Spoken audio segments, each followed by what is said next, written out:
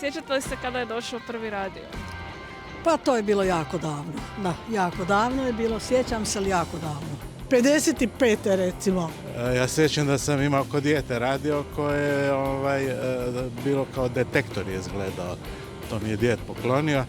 Imao je bateriju, imao je antenu malo čudnu za današnje pojmove i lovile se 2 stanice samo na tomu.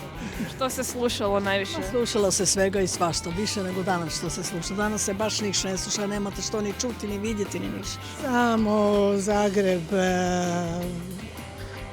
ja ne znam, i lokalne radio. Ma emisije su bile nekakva glazba, najdemo reći, pretežno domaća, ne? Dosta politike i bilo je iz tog gradskog života, tih radiodrama.